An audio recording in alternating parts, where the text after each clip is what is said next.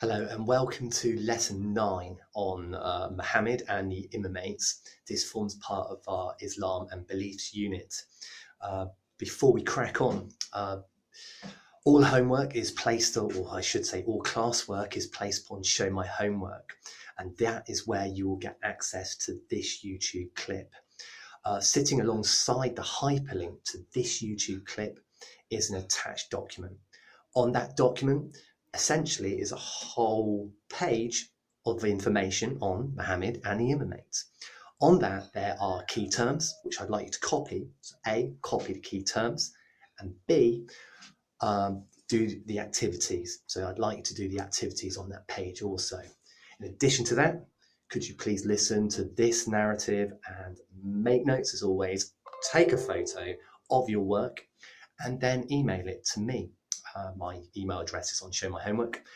I'd like to thank you, Mrs. Murray, for making this possible, giving me the content material to deliver to you and the time. Let's crack on. So Muhammad was born around 570 CE. He was from Mecca, which is a city in Saudi Arabia. You can still Muslims to go there today on pilgrimage or Hajj. Sadly, he was orphaned at an early age. And as a young man, he became what we call a caravan man, where he started dealing, and he quickly gained a reputation for being really honest. Anyway, to his spiritual life, because he did become quite a spiritual man and would often become quite reserved really within his community and go up to the caves where he would pray and meditate. And on one particular night when he was doing this, Ibrahim, who was an angel of Allah, delivered the words of the Quran, which was quite miraculous. He was able to make a record of it because he lacked the capacity to both read or write. And yet over the course of 20 years, he wrote everything down. These words became known as the Quran, of which there are 114 chapters or surahs. And Muhammad, over this period of time, wrote down the word of God, and it became problematic. Problematic because it became apparent that people in his own community were not living according to how God would want. They were gambling, womanizing, drinking heavily. Being a good and moral citizen, he wanted to let his fellow human being know that actually if you continue down this path, it's not going to a good place in Akira. It's not going to be a positive outcome for you. His fellow human being didn't take this very well, and it degenerated. It degenerated. Their relationship degenerated between Muhammad and the villagers to the extent that they wanted to kill him. They set up a plan to do exactly that. Muhammad understood what they were going to do and fled, left Mecca rather abruptly. He hid in a cave, and his pursuers couldn't find him.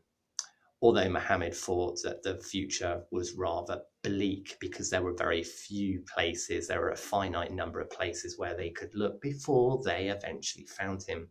Unbeknown to him, that Allah had directed a spider to weave a web out on the mouth of the cave in which he had hid.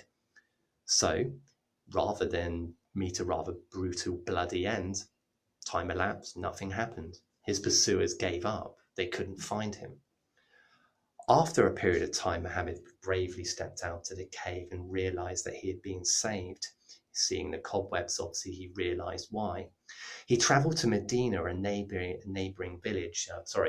town, and he set up an army of 10,000 early converts to Islam. They were the first Muslim converts. Those 10,000 people were to put the people of Mecca right, put them on the righteous path. Unfortunately, this meant that there had to be a rather large battle in which Muhammad's men, the early Muslim converts, were victorious. They'd won. As a result, Islam took the stronghold of Mecca, and Islam spread throughout the Middle East and Saudi Arabia from that point. Inevitably, however, Muhammad did die, not within a battle, but of old age, and it was rather disputed by Sunni and Shiite Muslims as to who they should follow. Sunni Muslims believed that the word of the Quran was enough, and so therefore basically bought into that camp, if you will, where they followed the words of the Quran. Abu Bakr was the Caliph, or the Caliph. Caliph is steward, Caliph who ensured that Sunni Muslims would follow the words of the Quran. Shiite Muslims, however, believed that actually it was decreed by Muhammad that his son Ali would take over as the messenger of God, and then every subsequent son would become imams, and that is where the word of God would remain alive within the direct descendants of Muhammad. So there you have the role of the Immamates that followed after Muhammad died. Immamate essentially is the divine appointment of an imam, a spiritual leader. You would still find spiritual leaders today, for example, imams today. If you were to go to your local mosque, for example, in Exeter, there'd be an imam, just as there would be a priest in a church. These are obviously not direct descendants of Muhammad.